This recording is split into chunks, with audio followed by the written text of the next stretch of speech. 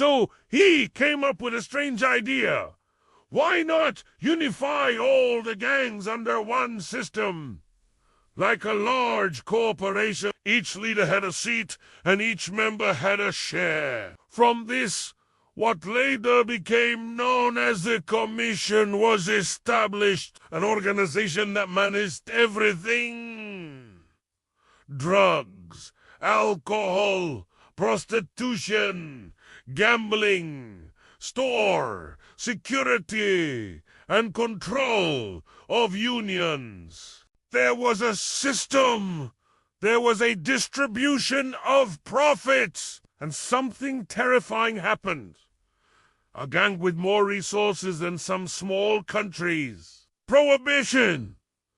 The golden opportunity. In 1920, the U.S. government decided to prohibit the sale of alcohol. They go to reduce crime.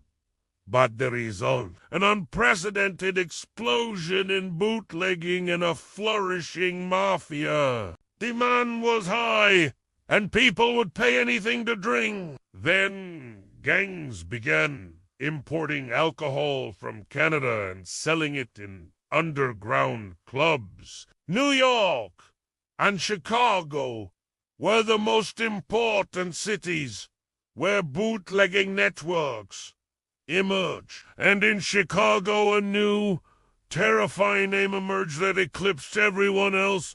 Al Capone!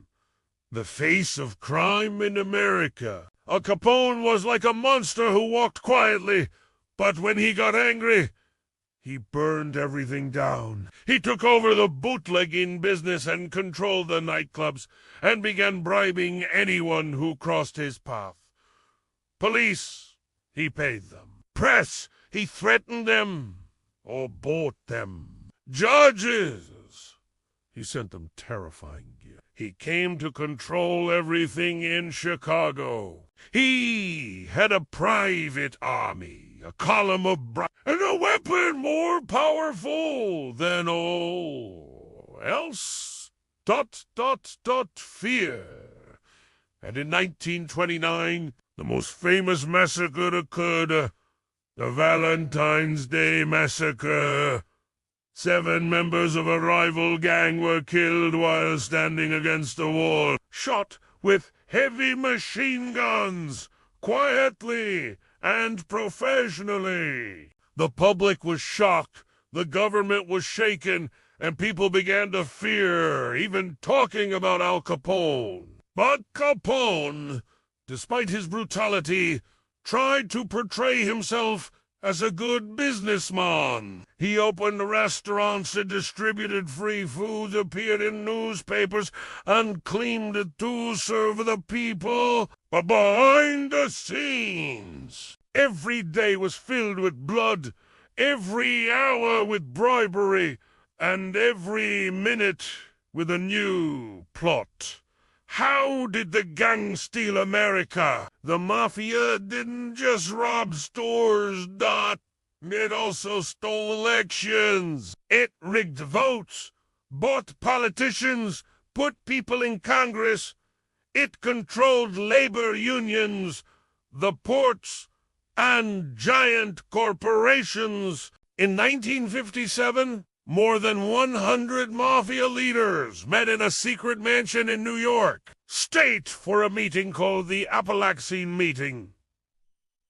The goal: to divide interests, determine who would run each state, and who had the right to engage in which activities. But the police raided the place, and the scandal was global. For the first time, the government publicly acknowledged the existence of an organized crime syndicate. How did the mafia collapse?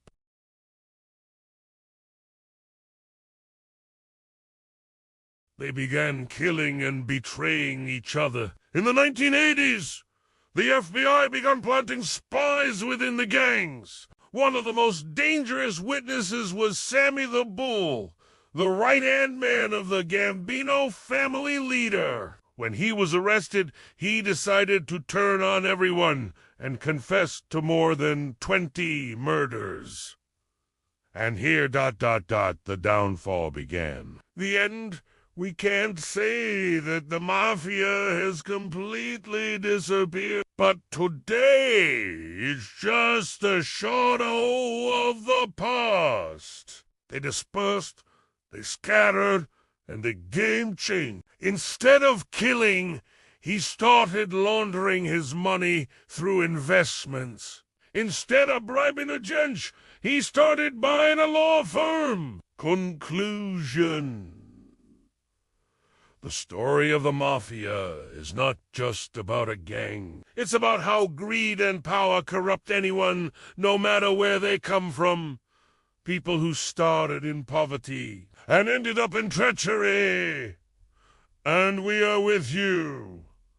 We see and we hear. But let's not forget, the easy path always ends in a difficult one. If you like this story, don't forget to subscribe to the channel and activate the bell and leave us your opinion.